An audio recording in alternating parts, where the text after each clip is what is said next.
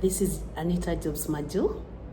Okay, if I can remember well, there is this video that I left everyone in suspense, and many have been calling me and they have been telling me that this one you left us in suspense. And I am like, okay, why not do this today?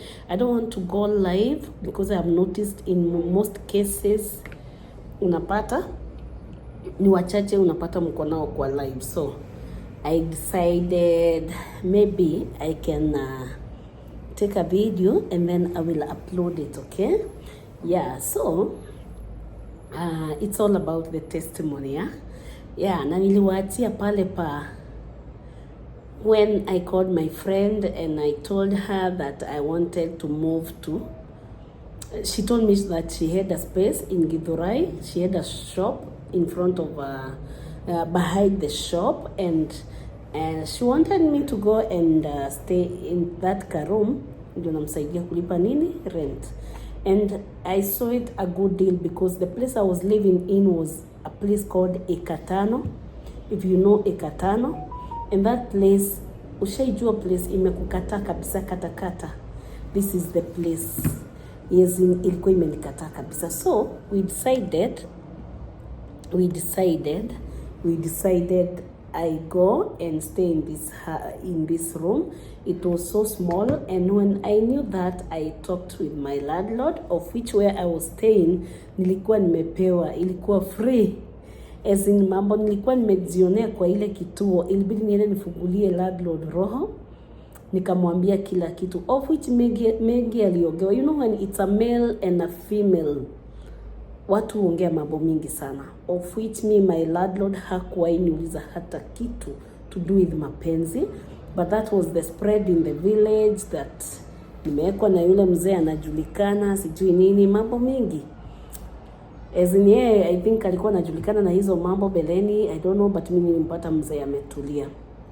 And nilimueleza na nikamwambia nitatoka since I was not paying anything. So nilikuwa nimwambie na nitoke na heshima pia. Na pia ni vizuri kutoka na heshima hata kama ni kulipa unalipa rent. Yeah, so nikamwambia na tukaagana I will hama by this day next month. And that time came. When it came to that time, I had a moment to go to church. Church was still in that compound there. The same compound dio church ilikuwa, na nili have time ya kwenda kanisani, na kuna mambo mingi sana nilikuwa nataka kuongea na Mungu kuhusu. And this is the time I went to church, and I declared that when I leave that place, because already I had known that the place imenikata, I declared and declared that my child will get healed when I move from that place. He will not converse anymore. That my child will not have hunger anymore since I moved from that place. That poverty, rejection, mambo mingi ni alikuwa nanifuata, nilikuwa na rejection, spirit of delay, nini hizo mambo zote niliomba Mungu na nikakatana nazo, na nikaambia Mungu nikitoka ile place niziache pale. And let me tell you, there is power in prayer, because I remember very well when I prayed that prayer, I looked like a mad person, because I remember this friend of mine, we used to go together, and I used to tell her what I'm praying. But she feared me because I could tell her that today my kids will eat, even if I don't have a coin, even if I don't have unga, even if I don't have anything. God would send someone just from nowhere. Unaona 200 imeingia kwa simu. And those days 200 had 2 ungas and a quarter kilo of sukari. Not like today. Na wakati niliomba ile ombi aliniambia, Mungu, kwa sababu najua Mungu wako akujibu hayo maombi umeomba siku ya leo. Nimesikia ile yote umeomba na Mungu akujibu. Saa zingine ni vizuri kuomba kama mjiga. Juu saa zingine unaombanga vitu zingine unajiuliza Mungu ananibeba aje, but Mungu tubeba vile tuko tu. Wakati ule I was in depression, there was nothing I couldn't say. There is nothing I couldn't I could even think of cursing God, you know, na Mungu haizi kasiwa.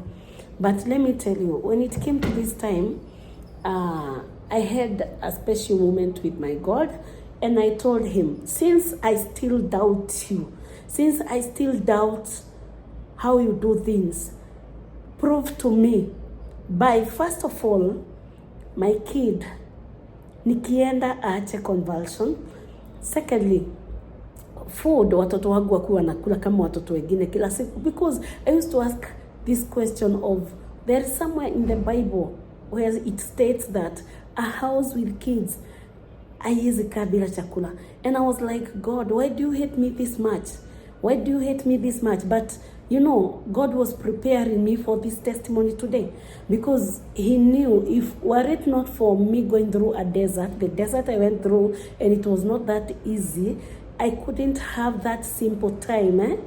I couldn't have that moment, even to have to tell people that in desert, in any desert you are going through, unaweza kuwa kuna kitu Mungu anakuandalia. Singekuwa ninajua hayo yote wa leo, isipokuwa ni yale nilipitishiwa.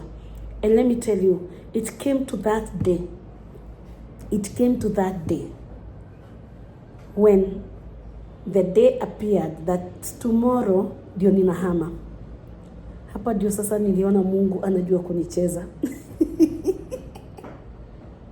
Ushaiona Mungu anakucheza character development. Yani umejiandaa hivyo vyote, umehamia landlord, everyone knows, because unajua sasa hapa mahali unapeangwa free. Wakati umesema unaondoka, sasa wao washaanza kupagia, yule mwingine ataingia, wataanza kulipwa. And that day by jioni ya 6 nilikuwa na 200 only. Nikajipeleka kwa landlord na nikamweleza, nikamwambia, what we will do, I think I will bring my things to your house, since I know you have a ikobe, what we call the store, that store where you put mutikamake. I was putting this thing on my nails and I'm all over messed. Don't worry. Mutikamake, I was putting this thing on my nails and I'm all over messed. Don't worry. Yeah, so I talked to the landlord, and I remember I stood with him. That time the landlord was not communicating much. He looked weak. He looked someone who was sick. But I still, when I saw him, I called him and I told him, tulisimama kwa mahali kulikuwa na tank karibu na nyumba yangu. I still remember till today. And I told him, landlord, since now naona mambo imeharibika kwangu, sina hata dururu. Can I put my things in your house? I move tomorrow and then I will come for them later when I get money. And he told me it's okay. He was a very nice man, and since nilimfungulia roho yangu, alinibeba kama mtoto wake. He could listen to me when I was talking to him, and we were good friends. And it happened that at night mimi nilikosa usingizi kabisa. Since it happened that I have only 200, this 200 with 4 kids, hata haitoshi kufika Githurai from Ekatano. Ekatano is the route from Limuru to town. And then from now that route, by the way, I'll say this on this video. I don't know why wako na ile katabia ka hiking of fares when something happens. Like ni mahali palikuwa panilipishwa 50, because of corona things changed from 50 to 100. Kuna wakati ulikuwa unaenda town, hata kurudi nyumbani unashindwa because they are charging 200. I still remember, and that was the time I was going through mess. There was a time ningevia kwa stage town kama nimekosa hii mia ingine inaitishwa, and I can't remember the miracle that happened later, because nilikaa mpaka saa 3 usiku nauliza Mungu, watoto wangu wako na nani kwa nyumba? Why is this happening? I think they dropped the fare or something, but nilingevia for 5 good hours nikigojea fare iende chini. Ni vibaya sana. Imagine watu wa Limuru, you are carrying the same people you are going to carry tomorrow. Yeah, hii hiking of fares, unapata mchana utabebwa na 50 60, but during the evening utapata umeongezewa tu 150 to 200. So as I said, I had only 200 200 shillings and nahama kesho.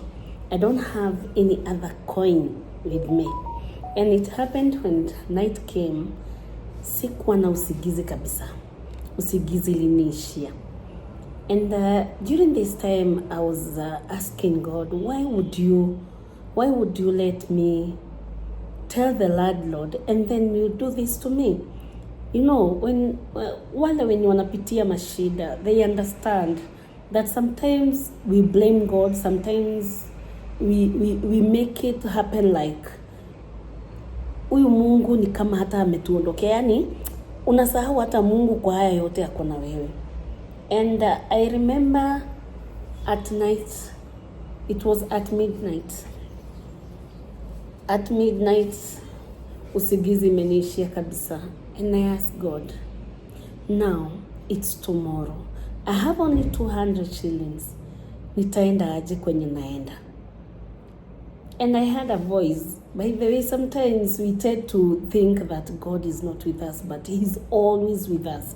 He's always with us. I remember hearing a voice tell me, take the picture of the kid and put it on status, and I am the one to guide you on what to write on that status. Okay? I can't remember very well what I wrote on that status, but what I can remember is that I took a photo. Maybe my son, even on the picture, you could tell he was weak. You could tell he's not like the normal kid. As in, kulingana na miezi yake na nini na vile ako, you could tell this is a different kid, not the same with the kids of the same age with him. He was only, I don't know, 8 months, 7 months, 8 months there. No, almost 10 months. I can't remember well. It was 7, 8 months, 9 months there. And I remember I took a photo and posted on the status. I'll just tell the little I can remember. But I remember this status was a guide from above. A guide from above. Remember, when I started asking God questions, He directed me to take a photo and put on the status. And the status I wrote was, my baby, God knew you even before you were. Even before I conceived you in my womb. And He knows you even through the pain you have gone inside the womb and outside the womb. And He's the one who knows your future. He's the one who will give you the healing. He's the one who will make everything happen because He's a living God. And I can't remember the other words. It was a long one. I remember it was a long one. These are the only few I can remember.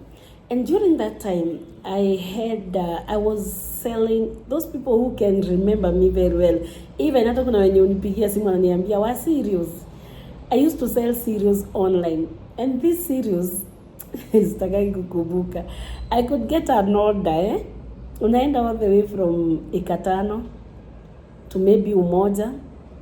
Yes, unaona umeitishwa order kubwa, but ukienda ukifanya hesabu fare umetumia na nini, unapata ni 100 umebakishiwa ama 200. 100 in most cases ilikuwa ngani 100 nabakisha ama 50, sometimes 200, ina depend na order ilikuwa inatoshanaje. And that time I remember there is this lady alikuwa ameniitisha order from Nyayo. And if I'm repeating myself, I'm doing this video a second time. Another day, I had to wait to wear these same clothes to do the continuation of that knee. The other one, a client entered and I had to stop it there. Yeah? So, if I'm repeating myself, I'm sorry. This lady saw my status and she was like, now at this time, the message I was given at 12 midnight. And now it's already 3 a.m. 3 a.m. Imagine tamaka. Imagine what walilala saa 2 because I used to make my kids sleep early because sometimes hata hawajakula, you know. So unawalalisha mapema ndio hata njaa wanasahau. And this time I remember the kids had slept, I think at 8 or something, and now it's already 3 a.m. Nikukuja kuna kucha, sijafuga jicho hivi. And when I put my status, I remember this lady, she had given me an order of mchele. It was, I don't know, 10 kgs or 20 kgs, I can't remember. And it was at Nyayo Estate. Imagine all the way from Ekatano to Nyayo. You just want to maintain that client. Utaki apote, hata kama uta make kitu, kesho maybe anaweza kupea order poa. Because my pishori was pure, very pure. And this lady akaona nini status yangu. Nilikuwa naona ana watch. It was only 1 week since she ordered. And she was like, Anita, can I call you? And I was like, yes, you can. And this is when my God came through for me, through a stranger. I can call her a stranger that time because she was still a stranger to me. She had asked me for an order. I delivered. I didn't even meet her. It was kule unaendanga hata kwa gate huwezi pita. Niupeana kitu kwa uchi. You can't pass there. Yani alikuwa nakaa mahali kulikuwa kunakaa kwa wazungu hivi. God bless you, Judy. God bless you, Judy, because God used you. God used you. Maybe I can use this sentence to be who I am today. Because if I didn't move from Ekatano, I wouldn't be here I am today. Yes. And when she called me, I narrated my story. I remember crying because, you know, when someone is in depression, not many understands people who are in depression. Not many understands the pain these people are going through. Not many understands that these people are like, naona kama mtoto mdogo. Unaweza fanyia mtu akona depression ataka kitu, hata kumwambia tu soga, ajirudishe, yani yote we shock ya. Anaanza kulia tu automatically. It's because the person is not okay. The person is not normal. By the way, when you see someone who is in depression, hapa hakukuangi kabisa. Hakukuangi kabisa. The way you think, the way you do things, it's automatically not the same with a normal person. I can tell because I've been there. I can tell because I've gone through this phase for a very long time. And I thank God because He has changed the situation. He has changed this thing that I've gone, a lot of bitterness, a lot of pain, a lot of suffering. Mpaka unauliza Mungu, kwani wewe unanichukia kiwango gani, unapenda wengine, mimi unioni kama mimi mtu. But let me tell you, Judy came through for me. She sent me, she asked me the story to do with the kid. I explained to her the whole thing from the womb to where she is now, and about the convulsing and everything. And you know what? Judy was like God sent. She didn't even want so much of explanation. And that time, nilikuwa nimetumwa picha ya head scan from Kenyatta. And I remember what I told her is that I'm not sure even if I do this scan, even if I get money, I'll go for this scan because I know the cause of these convulsions. My kid was hungry. My kid was already almost 10 months and he was not eating. Watoto walianza kula na miezi 6. I couldn't afford to feed him. The little I could get, hata iko inatutosha sisi na mimi na hawa wengine. Mimi mwenyewe nilikuwa najinyima. I even wonder, by the way, it is very funny because even at my worst, my body is as it is. Hata kama unaona nimeongezea ni kidogo. Yani mwili yangu haiendangi chini, sikodangi. Hiyo ni kitu sijaielewa. Now, at that time, myself, I was not eating well. The kid could not get enough milk from my breast, and I knew the cause of the convulsions.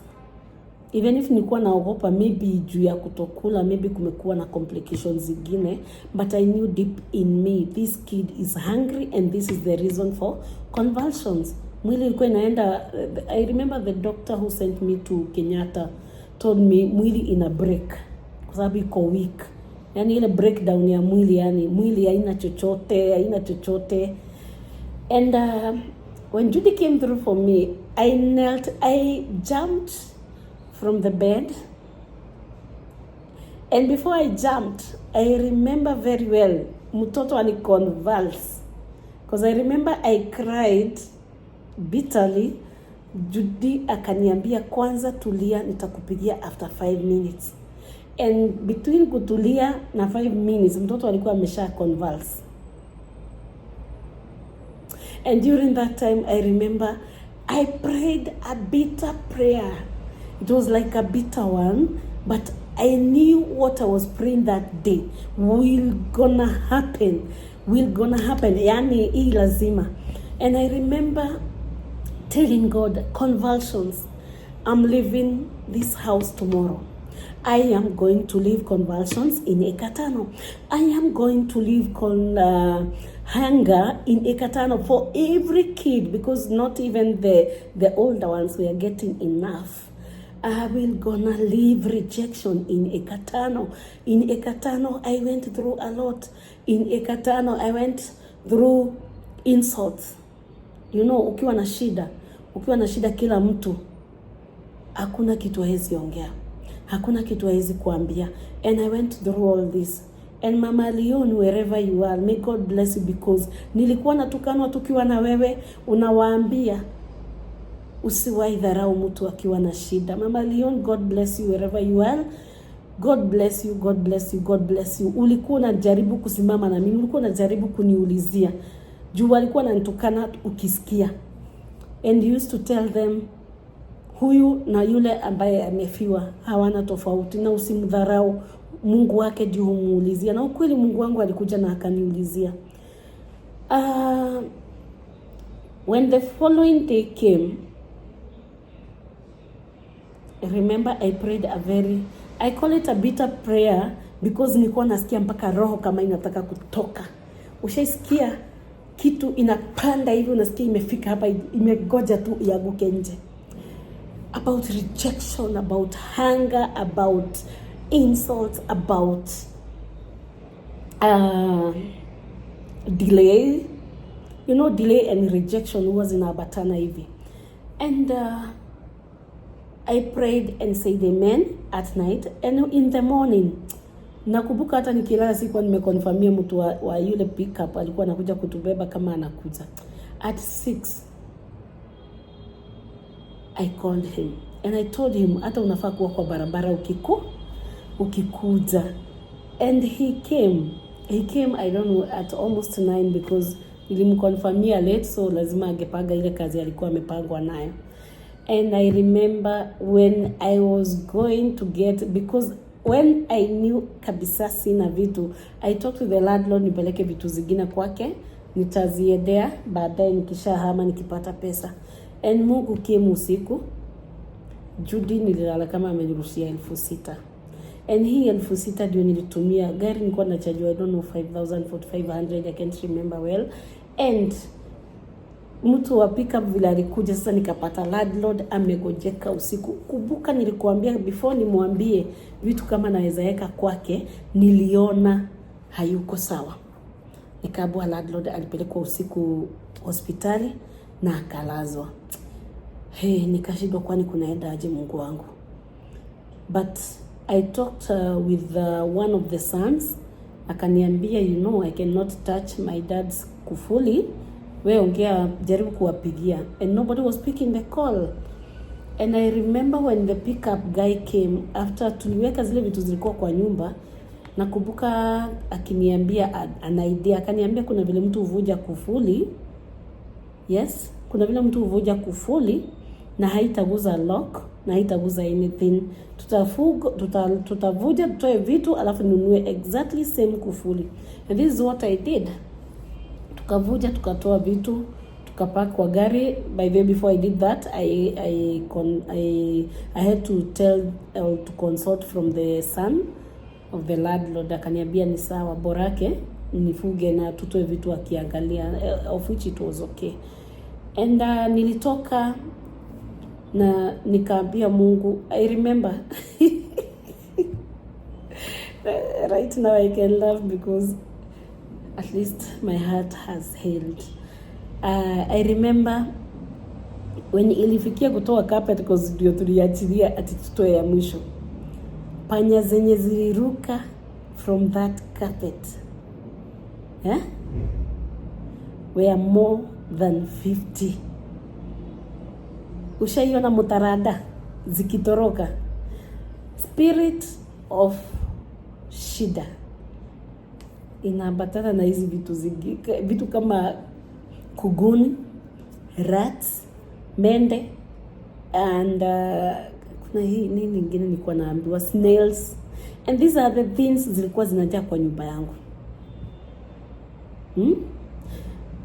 Mimi wakati niliona zile nini zimetoka, zingine tukaweza kuua, zingine zikatoroka tu, zilienda zikienda zimeambatana hivi, everyone was like zimetoka kwa nyumba moja hizo zote. And yes zilikuwa zimetoka kwangu, zilikuwa zimejenga nyumba. Kumbe usiku nilikuwa nasikia vitu tu zinalia chui chui chui. Kumbe zilikuwa mingi hivyo. But tuliweza kutoka na tukaanza safari. Hapa ndio nilikuwa nimeambia Mungu usiku, when you start answering my prayers, let it be something that I will confirm. And it happened. Nimetoka Ikatano, niko hapa Pagani nikielekea Githurai. Guess what? This is when I confirmed kweli Mungu anajibingi maombi na ameanza kunijibu. I prayed about convulsions za mtoto, nikaomba mambo na shida, nikaomba mambo na rejection, mambo na spirit of delay, mambo na kukosa pesa. Mambo na kukosa pesa. And now nimepigiwa simu na nikaambiwa, Anita, are you available? You go to Thika right now. And I was like, it was already 2. I was like, at 2, I'm moving from where I am. I'm going to the other one, to somewhere else. And maybe nione kama nitamaliza haraka nikifika kupaga vitu ndio tuende kwa daktari. Sasa huyu ni mtu amenipigia all the way from Mombasa. Hannah Baker, God bless you. God bless you. God bless you. God bless you, because I count you part of my testimony. And you are, and may God bless you always. May He remember you. Anytime utaja kuwa chini, unahitaji Mungu asiwahi kusahau. Mungu akukumbuke. Hannah, I remember you called me and you told me that you wanted me to go with your mom. Imagine, even your mom, wherever she is, may God bless her, aliacha kazi yake akakuja kunipeleka kwa daktari. And now, I told Anna that next day we will go to the doctor, and we arranged with her mama. And when we went to the doctor, the following day, I want to cut it short. When we went to the doctor, by the time tulikuwa tunafikiwa kuona daktari, and Dr. Maina, wacha ifikie hapo. Nilikuwa nimeongea mengi sana na huyu mama Hannah Baker. And I remember this lady noticed that I was not myself. She noticed that I was in depression. She noticed that I was not okay. Mtoto mwenyewe anamuangalia, ananiuliza, "Gai gaka nika nakaleka hana wako?" Namwambia, "Yes. Gaka nikanya." Yani he was so small that you could think he was only 3-4 months, and he was at almost 10 months. And I'm telling you, kuna Mungu ambaye usikiza maombi yetu. But sometimes when we are in so much depression, when we are so much depressed, when we are so much in bitterness, we never see as if God is answering. Ilifikia wakati wa kuingia kwa daktari. And when this time came, daktari vile tuliingia, mimi nilikuwa najaribu kujicontrol. That time Depression makes one talk non-stop without talking. Someone can confirm that. I was talking non-stop. Ulikuwa hata si uniulizi swali, mimi ndio nakupea mutarada ya kila kitu. And when I met the doctor, aliongea na sisi kutuangalia. Sijui kuna swali moja tu aliniuliza, sasa ikafanya nilipuke, nikaongea non-stop. You know the next thing he said? The kid is not sick. The mother is sick. She needs counseling. She needs someone to show her love. She needs someone who will show her caring. And daktari, hapo ndio nilishituka, nikashindwa kwani kunaendanga aje, because the doctor turned to someone else. And I remember him coming to me and he told me, if I pick this kid and he looks back at where he has come from, as in angalia nyuma kwenye ameacha mamake, this kid is not sick. Remember the prayer that I prayed last night. This is a confirmation. The prayers I prayed last night were a very, very, very powerful prayers, and I wanted confirmation from above. Daktari akasema, huyu mtoto nikimwangalia si mgonjwa. Si mgonjwa. He looks a normal kid. And now, by the way, nilikuwa nimeuziwa uoga kabisa na kila mtu. To me, I knew this kid is not a normal kid. I knew this kid, but me kwa behaviors nilikuwa naona ako normal, ni ile tu ana convulse na sasa hananga furaha kabisa. You know, when you are sick, the kid was not happy at all. He could rarely smile. He could rarely play, as in he couldn't do things like other kids. But deep in me, I knew it's because he was not okay. He was hungry. And now the doctor took him and told me, if he looks back at you, this kid is not sick. That is a confirmation, first of all, I wanted from above. Because deep in me, I knew this kid is not sick. It's only that he's hungry. And the doctor took the kid. Hata kama hajaenda steps 3, mtoto alikuwa ameniangalia. And I was like, I cried. And that is when the doctor changed to someone else, into a pastor. Daktari nakumbuka akigonga mtoto hapa nyuma, lakini ni ile kumgonga ya maombi. Yes, akagonga mtoto hapa nyuma, and akaanza kuomba. And that doctor prayed seriously. Ile ya hata nilikuwa nimesahau kuna maombi na kuaga deep hivyo. Na akaombea huyo mtoto na akamuombea mambo mingi sana. Hapo akaniambia, kuja hapa mama mtoto. Akatuombea na nilisikia ni kama kuna burden. Ushaisikia kama kuna mzigo ulikuwa umebeba umetoa. I felt something different. And this time, after we said amen, the doctor asked me, are you ready to get saved?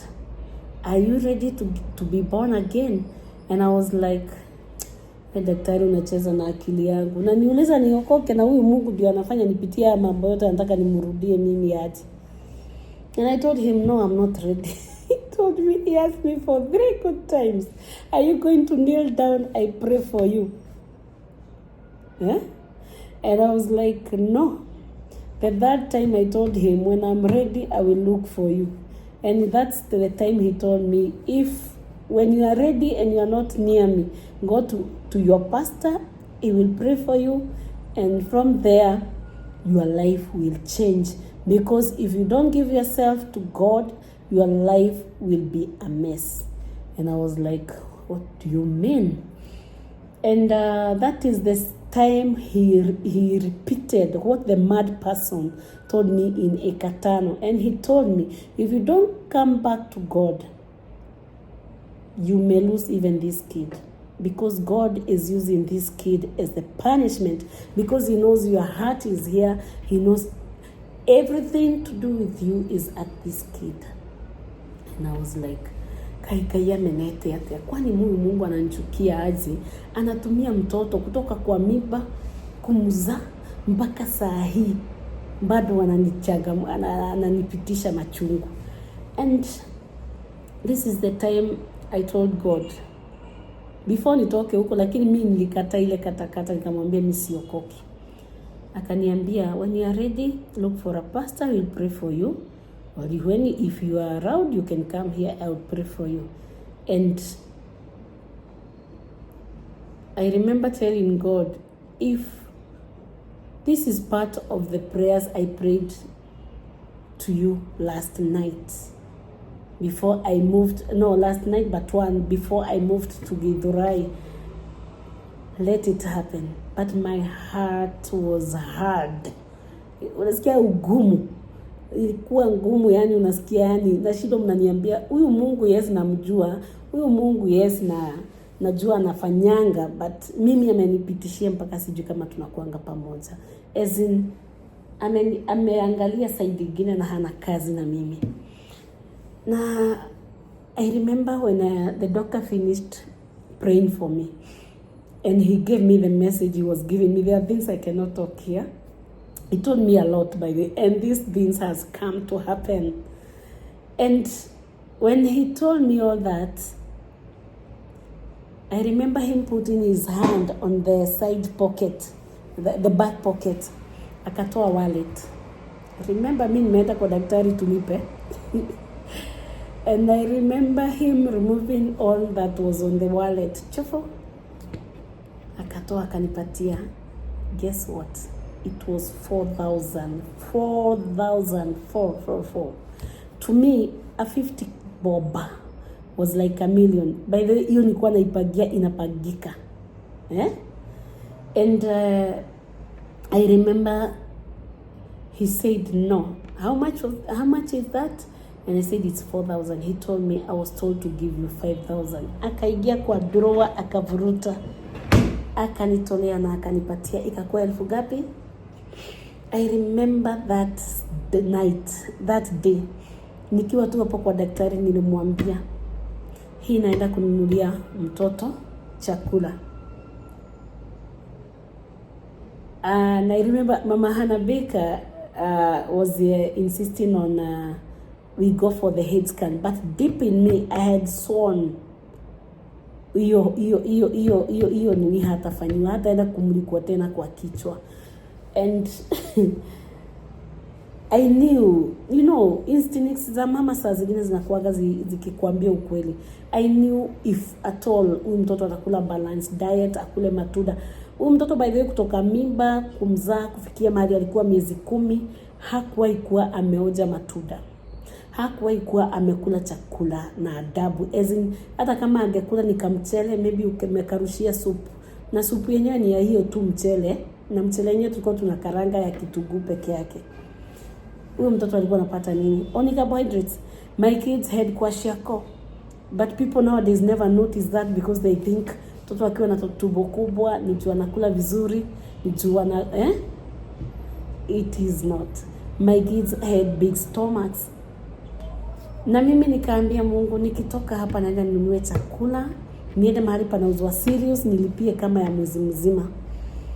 Na nilikuwa najua, ushaikuwa na ile confidence that after that 1 month I'll see the difference.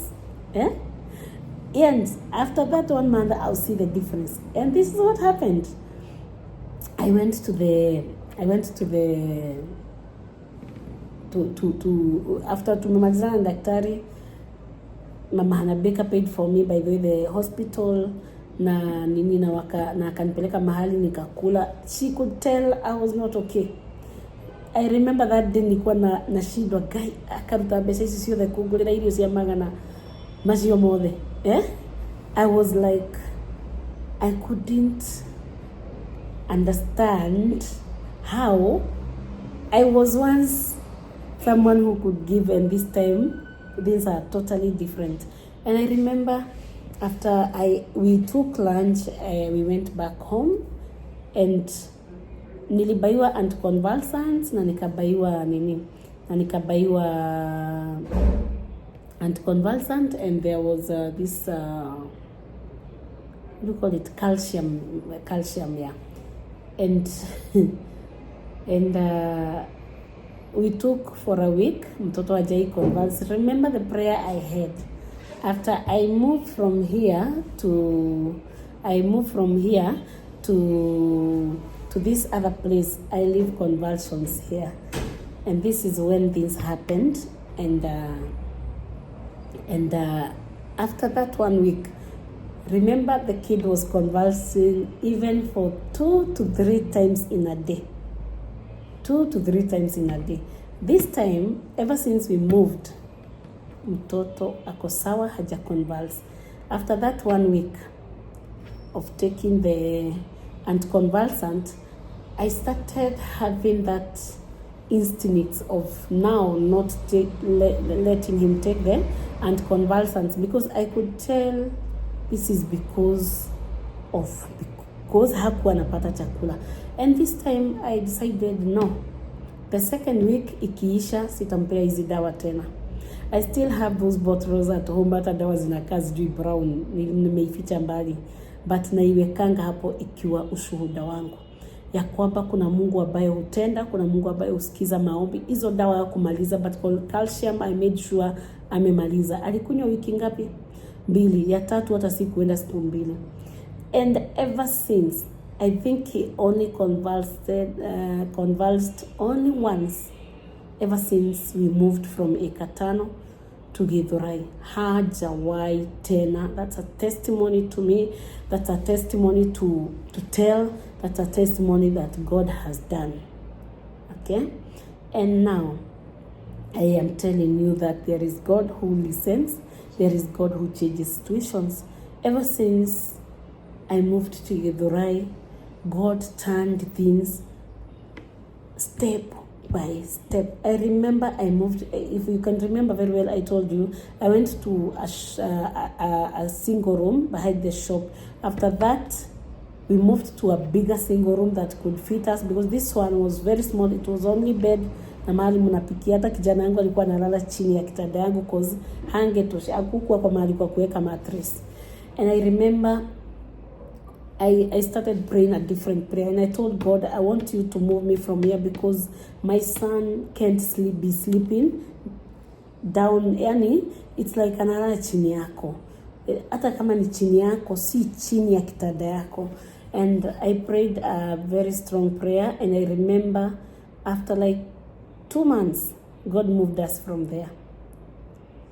And went to a bigger single room where we could lay his mattress. It was big.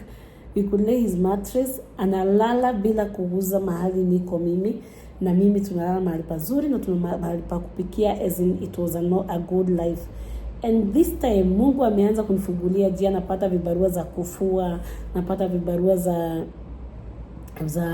saa zingine naitishwa materials. Sasa nikiwa Thika Road watu wananiitisha, si kama nikiwa Ekatano remember was far, and Ekatano some people would see like unatoka mbali. So you know, it's like you are moving from Limuru. And this time nakumbuka nikiambia Mungu, now I want you to do a different thing. Now that you are feeding my kids, you are giving me rent, even if si mimi nalipa, this time kuna watu Mungu amesukuma kusukuma. I remember the first month, hata sikumbuka vile rent ililipwa. Ndio tutoke kule, tulitoka ndio tukaenda kwingine. Kuna yule alidirectiwa na Mungu. Mimi nilikuwa nakuja naambiwa na mtu, nimeambiwa nikufanyie hivi. Nikapewa pesa, tukahamia nyumba hiyo ya sigoro mkubwa. From there nilipigiwa na madam mwingine, tuko group moja WhatsApp. God bless you, daughter's girl, you call yourself daughter's girl. May God bless you abundantly. That lady, I remember writing on WhatsApp, and she said, I've been guided by God to help Anita. I've been guided by God to help Anita. And it's 2 people who needs our help here in this group. I will start with Anita. You, the group, decide what you will do for this other lady. May God bless you. May God bless you. May God bless you. Ever since tulitolewa kwa hiyo nyumba, tukapelekwa kwa nyumba kubwa ya double, na nikawekewa kazi ya kufugua bills Gikoba na this daughter's girl. For the first time nishaiona mtu amenirushia ile pesa alinirushia. Sijaifikiria mtu anaweza kurushia noti iko na 04. She was guided by God to give me money to start a business yenye itanisaidia na isaidie watoto. Na hivyo ndio nilianzana na Gikoba. After that, she was guided to pay for me that double room for 3 good months. And she did. May God bless you wherever you are. May God bless you. And I love this God because when I thought that he was hating me, when I thought like he had rejected me, he was planning big things for me. After going to Gikoba, I remember, ushaiuza ukapata kwa ile, nilianzanga na kazi na 25k. Ilikuwa bills juu 3. Unapata, umeenda hasara, umebakisha bill gapi? Moja peke yake. Na hii bill moja ukiangalia hivi unaona hata hizi rudisha.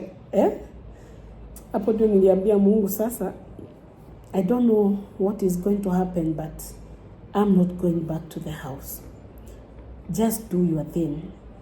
And this is the time mambo na kufunguka kwa ndege ikatangazwa kumefunguliwa. And that time nilikuwa nimeambia watu wote wameishi kuniuliza kama tunaweza enda sijui Saudi, sijui tunaweza enda wapi. Walikuwa wengi sana because watu waliteseka hiyo mwaka moja. So I had a lineage like this. And this is when I started having those movements to do with jobs maju. Nikaanzana na wa clients wa kwanza, kuna yule madam tulishikana na yeye. May God bless you Amina. Wewe ndio ulifanya tukafika mahali tuko mpaka wa siku ya leo. God blessed you with an office. God has blessed me with an office. Were it not for the kushikana, maybe auge jua mambo ingine na mimi sigejua mambo ingine. God bless you wherever you are. Tuli manage kuanza kushikana na Amina na tukaanza kushughulikia wasichana passports na nini, na hivyo ndio Mungu amenifikisha mahali niko siku ya leo. 2021, I remember it was a bad year on the start. 2021 was a very good year. 2022, that is when God aliniondolea mambo na Gulf kabisa. I remember taking passports of 15 girls and nobody traveled. Hasara 150, I will never forget.